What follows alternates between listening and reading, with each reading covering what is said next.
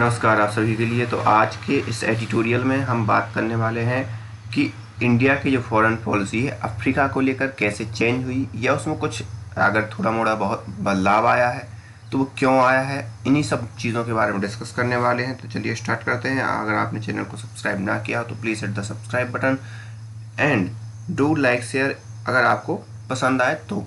ठीक है, तो चलिए स्टार्ट करते हैं। टेलीग्राम चैनल भी ज्वाइन कर सकते हैं आप, डिस्क्रिप्शन में जाके सपोर्ट भी कर सकते हैं हमें। और टेलीग्राम पे इस पर्टिकुलर एडिटोरियल की मैं पीडीएफ सेंड कर दूंगा, तो अगर आप चाहो तो आप खुद भी इस चीज़ को पढ़ सकते हो। तो स्टार्ट करते हैं। Africa is considered a foreign policy priority by India. तो अफ्रीका में ध्यान दिया गया है कि उसकी प्राथमिकता रहे। इंडिया की फॉरेन पॉलिसी में अफ्रीका को बहुत महत्व दिया गया। The design a forward-looking strategy to deeper relation with African countries। और उस हिसाब से डिज़ाइन किया गया था हमारी पॉलिसी को कि हम अफ्रीका के साथ जो रिलेशन है वो बहुत गहरे करें। Its implementation was managed quite well with much political will invested in expanding the multi-faceted engagement। और यहाँ पर एक राजनीतिक इच्छा शक्ति भी इसमें दिखाई दी और इसमें हमने कई फेस पर हमने इस चीज़ को एक्सपेंड किया, मतलब कई क्षेत्रों में हमने इसको एक्सपेंड किया। किसको एक्सपेंड किया? जो अफ्रीका है या साउथ अफ्रीका है या पूरा अफ्रीका रीजन है, उनके साथ एक डीपन रिलेशनशिप कायम की जा सके। तो उसमें हमारी राजनीतिक इच्छा शक्ति भी थी और हमने कई क्षेत्रों में रिलेशन बनाने की कोशिश भी की। Even as the COVID-19 era began in March 2020, New Delhi took new initiative to assist Africa through prompt dispatch of the medicine and later vaccine। अब यहाँ पर 2020 मार्च की बात कर रहे हैं कि उस समय जब कोविड-19 भी था तब भी इंडिया ने बहुत मेडिसिन और बाद में वैक्सीन, मतलब पहले मेडिकल इक्विपमेंट या मेडिसिन वगैरह जो भी है ज़रूरत हुई तो अफ्रीका को दी और बाद में फिर वैक्सीन भी प्रोवाइड करवाई। But now the policy implementation need a critical review. लेकिन अब वर्तमान में स्थिति ये है कि जो पॉलिसी इम्प्लीमेंटेशन है उसके लिए आवश्यकता है कि एक उसका महत्वपूर्ण रूप से रिव्यू किया जाए कि क्या ये सही चल रहा है सब कुछ। The macro picture, the latest economic data confirm what was the apprehended by expert। तो यहाँ पर जो लेटेस्ट डेटा आया है, जो एक्सपर्ट ने दिखाया है, तो वो क्या बताता है। According to the confederation of the Indian industries in 2020 to 2021, India's export to and import from Africa stood respectively at 27.7 billion and 28.2 billion. तो यहाँ पर जो नया डेटा आया है उसमें अफ्रीका के साथ जो भारत का इंपोर्ट है वो 27.7 बिलियन है, जबकि जो एक्सपोर्ट है वो 28.2 बिलियन का ही है। और reduction of the 4.4% and 25% over the previous year. तो यहाँ पर इंपोर्ट में 4.4% की कमी देखी गई और एक्सपोर्ट में 25% की कमी देखी गई अगर प्रीवियस ईयर से कंपेयर किया जाए तो। दस bilateral trade value $55.9 billion in 2021। और इस प्रकार से देखा जाए तो 2020-21 में $55.9 बिलियन, लगभग $56 बिलियन का ही व्यापार हुआ। Felt by 10.8 billion compared to the 2019-20 and 15.5 billion compared to the peak year of 2014-15। तो यहाँ पर क्रमशः 2019-20 से अगर देखा जाए तो 10 बिलियन की कमी हुई है और अगर 14-15 से देखा जाए तो 15 बिलियन की कमी हुई है। India's investment in Africa to show decrease from 3.2 billion in 2019-20। और यहाँ पर 2019-20 में भी लगभग $3.2 बिलियन की कमी हुई थी जो भी इन्वेस्टमेंट इंडिया ने किया। 2.9 billion in 2020-21। Total investment over 25 year from April 96 to March 21 are now just 17.7 billion। तो यहाँ पर जो इन्वेस्टमेंट हुआ 2020 में, तो आपको मालूम है 2.9 बिलियन, मतलब अराउंड 3 बिलियन के आसपास। और जो 1996 से अगर 2021 तक की बात की जाए तो सिर्फ और सिर्फ कितना हुआ है, 70.7 बिलियन, मतलब लगभग 71 बिलियन डॉलर का ही इन्वेस्टमेंट हुआ है। लेकिन which about 1/3 of China's investment in Africa. तो यहाँ पर अगर देखा जाए चाइना से कंपेयर किया जाए तो उसका 1/3 ही है ये। कोविड-19 has caused adverse impact on Indian and African economy. और अब बाद में आ गया क्या, कोविड-19।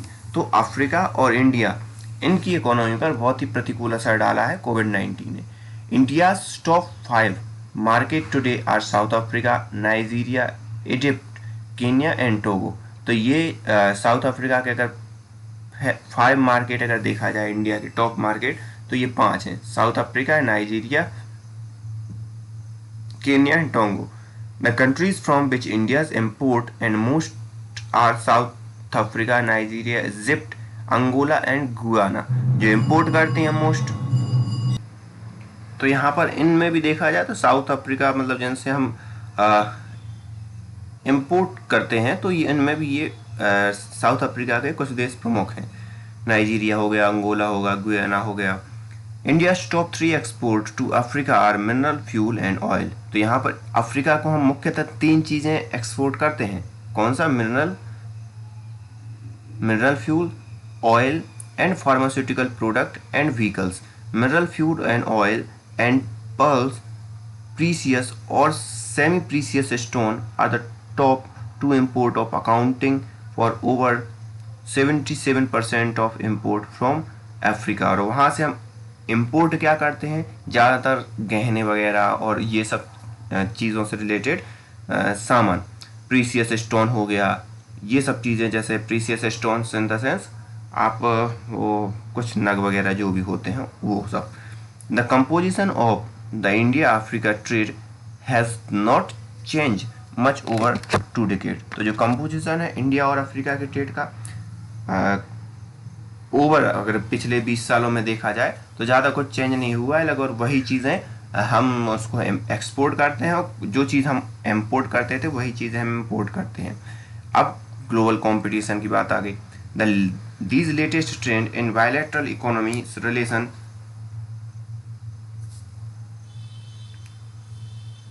Should be assessed against 2 broad development. तो यहाँ पर जो बायलैटरल रिलेशन है वो किस आधार पर असेस किए जाने चाहिए, तो वहाँ पर 2 बड़े डेवलपमेंट हुए हैं। पहला डेवलपमेंट क्या है, फर्स्ट कोविड-19 has brought misery to Africa.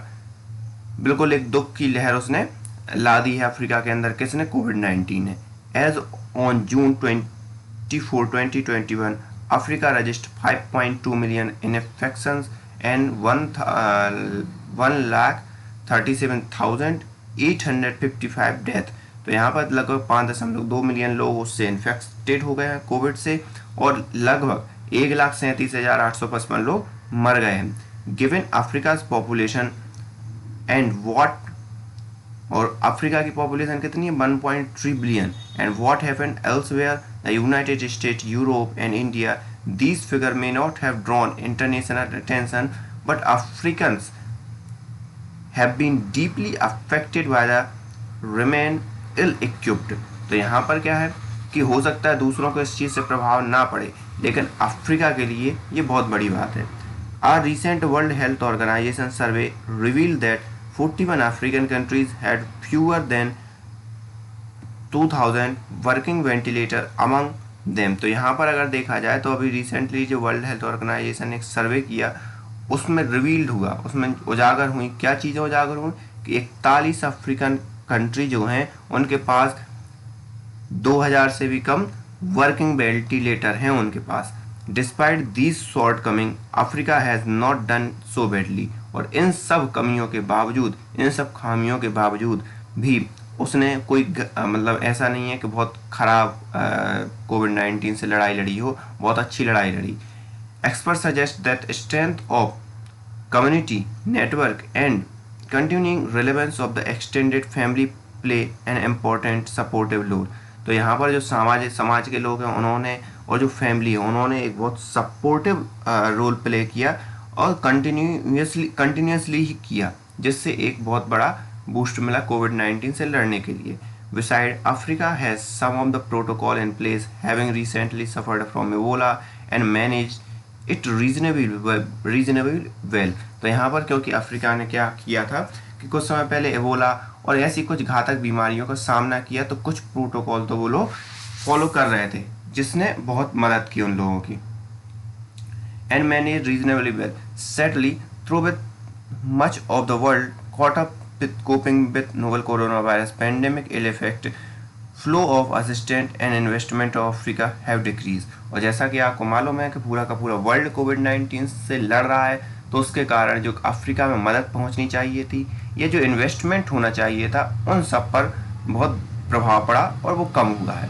Second is a recent Gateway House study engagement of external power in Africa take away। तो यहाँ पर एक ये जो भी संस्था है या जो भी ग्रुप है उसने सर्वे किया, स्टडी की, तो उसमें कुछ चीज़ें निकल कर सामने आई। And shows Africa experience sharpen international competition. Africa experience कर रहा है एक इंटरनेशनल कंपटीशन को, known as the third scramble in first 2 decades of the 21st century। तो इसे पिछले तो फर्स्ट 2 डिकेड में थर्ड जो स्क्रैम्बल या संघर्ष है वो कहना मतलब उससे जाना जाता है। A dozen nations from the American, Europe and Asia have striving to assist Africa in resolving the continent's political and social challenges and in turn to benefit from Africa market mineral, hydrocarbon and oceanic resource and thereby the expand their geopolitical influence।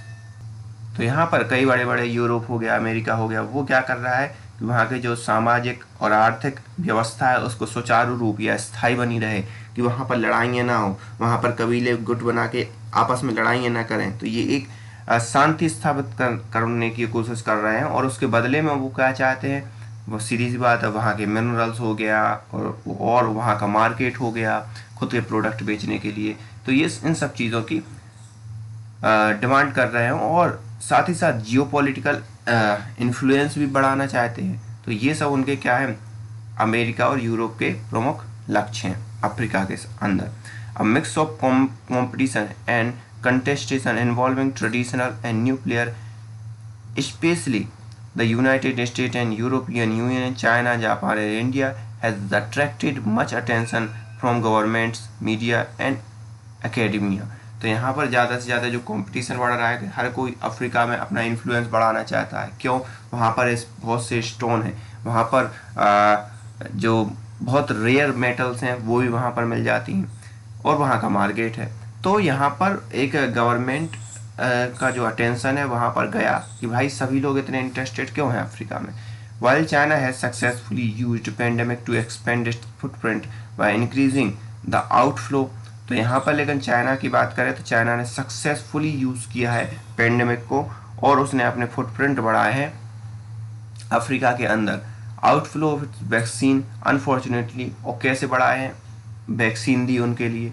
Unfortunately India wax diplomacy है suffered a setback. लेकिन जो India की wax diplomacy है वो setback मतलब सफ़र कर रही है, उतना ज़्यादा अच्छा परफॉर्म नहीं कर पा रही है। और क्यों नहीं कर पा रही है ये सब आप ही लोग जानते हो। This come in the wake of the debilitating second wave of COVID-19 in the country and shortage of vaccine raw material from US, geopolitical tension in Asia and imperative to consolidate its position in the Indo-Pacific region have compelled New Delhi to concentrate on its tie with United Kingdom, the EU and Quad power, particularly the US। Consequently, the attention normally paid to Africa lost out. तो यहाँ पर क्या हुआ है कि India सबसे पहले तो सेकेंड वेव से सफ़र कर रहा था। दूसरी बात, जियोपॉलिटिकल जो टेंशन है एशिया के अंदर, और आप जैसे देख रहे हो स्टैंड ऑफ भी चल रहा है इंडिया की अपनी सीमाओं पर, ये सब चीज़ें, और साथ ही साथ इंडो पैसिफिक रीजन में भी जो कंसोलिडेट हो गया है किसके साथ, अमेरिका के साथ। यूएस की जियोपॉलिटिकल टेंशन जो चल रही है एशिया में उन सब के साथ, और यूनाइटेड किंगडम। तो दिल्ली कॉन्सेंट्रेट कर रहा है कहाँ कहाँ, यूनाइटेड यूके के साथ, यूरोपियन यूनियन के साथ, क्वाड पावर के साथ, पर्टिकुलरली यूएस के साथ। और उसी के परिणाम स्वरूप क्या हुआ है कि जो अफ्रीका के ऊपर जितना अटेंशन दिया जाना चाहिए था वो अटेंशन नहीं गया। अब क्या है, इंडिया का रोल क्या है, दिस मस्ट नाउ चेंज। तो इनका कहना है कि इंडिया का जो रोल है वो अब क्या होना चाहिए, चेंज होना ही चाहिए। For mutual benefit Africa and India should remain optimally engage. तो यहाँ पर इंडिया और अफ्रीका के बेनिफिट के लिए, फॉर म्यूचुअल बेनिफिट के लिए इनको एंगेज रहना चाहिए। It was perhaps this motivation that saved the substantive intervention made by the External Affairs Minister S. Jaishankar on May 19 in UN Security Council open debate on conflict and post-pandemic recovery in Africa। तो यहाँ पर this जो ये motivation है कि भाई एक दूसरे को अपने व्यापार और कई चीज़ों से एक दूसरे के साथ एंगेज रहना चाहिए। वो किससे ज़्यादा और उसको बल मिलता है इस मोटिवेशन को कि एक्सटर्नल मिनिस्टर ने यूएन सिक्योरिटी काउंसिल में ओपन डिबेट में कहा था कि जो पोस्ट पैंडेमिक रिकवरी है अफ्रीका में वो कैसे रिकवर करेगा, या सीधी सी बात है अफ्रीका का तवज्जो दी उस सुरक्षा परिषद में या जो भी काउंसिल सभा थी उसमें। Touching on political diplomatic dimension he regretted that the voice of Africa is not given in proper due in the Security Council। और उन्होंने साथ ही ये भी कहा कि वॉइस ऑफ अफ्रीका मतलब अफ्रीका के लोगों की बात इस काउंसिल में प्रॉपरली नहीं उठा पाते या नहीं सुनी जाती।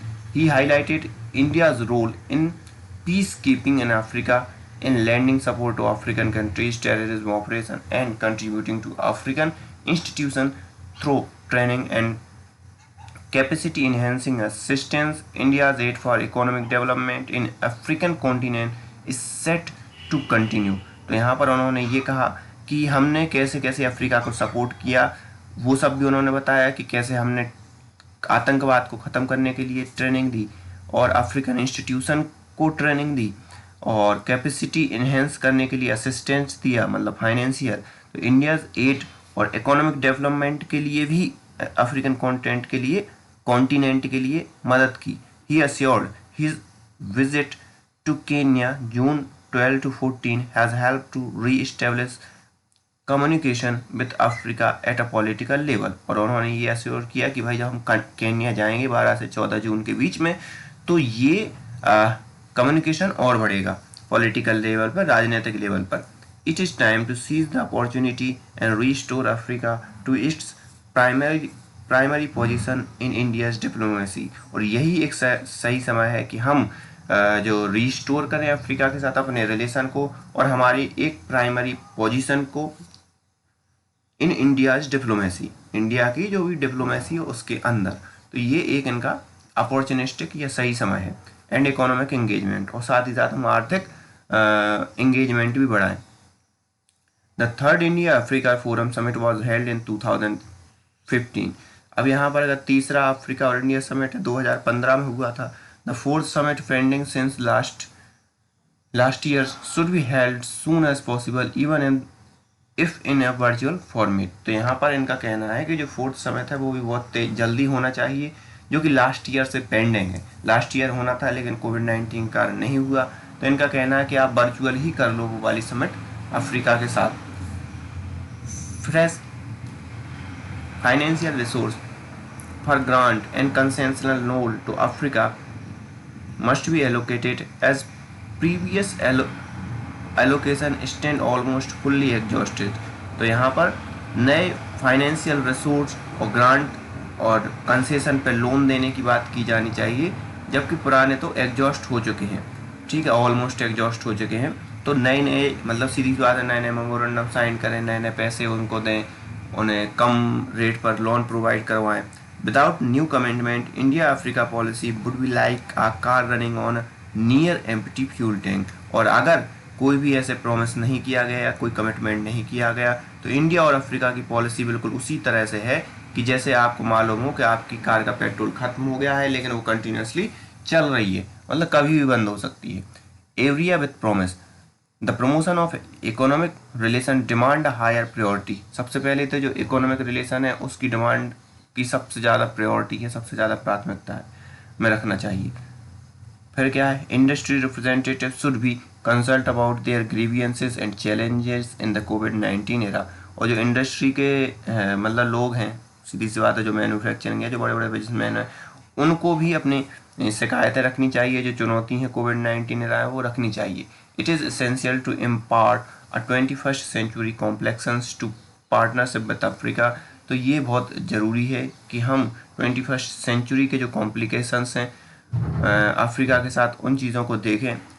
As the ever mention study argue, जैसे कि हमने ऊपर पढ़ रखा है कि स्टडी की गई थी। This mean developing and deepening collaboration in health, space and digital technology. इसका मतलब ये है कि हम डेवलपिंग और जो डीपनिंग कोलेबोरेशन जो हेल्थ में है वो करें। Finally, to overcome the China's challenge in Africa, increased cooperation between India and international allies rate priority। तो यहाँ पर अगर हमें चाइना के इन्फ्लुएंस को कम करना है या चुनौती को कम करना है तो हमें अपने कॉपरेशन को इंक्रीज करना पड़ेगा इंटरनेशनल एलीज के साथ। The recent India EU summit has identified Africa as a region where partnership based approach will be followed. तो यहाँ पर यूरोपियन यूनियन और इंडिया की जो समिट हुई थी उसमें भी ये डिस्कस किया गया कि वहाँ पार्टनरशिप वाली अप्रोच लानी चाहिए। कहाँ पर? अफ्रीका में। Similarly, when the first in person summit of the quad power is held Washington, a robust partnership plan for Africa should be announce. तो यहाँ पर जो क्वाड की समिट वॉशिंगटन में इन पर्सन समिट होगी तो वहाँ पर भी एक पार्टनरशिप प्लान किया जाना चाहिए अफ्रीका को लेकर। For it to be ready in time, work by quad planner need to begin now. तो यहाँ पर वो भले ही चाहे टाइम के साथ वो रेडी हो, लेकिन उसको शुरुआत करने की अभी आवश्यकता है। मतलब कि US होगा, क्वाड पावर में कौन कौन है? जापान है, भारत है, US है, ठीक है, और ऑस्ट्रेलिया है। तो ये सब मिलकर अफ्रीका में निवेश करें और चाइना को काउंटर करें। So this is all today's editorial. So thank you for today. हंसते रहिए, मुस्कुराते रहिए।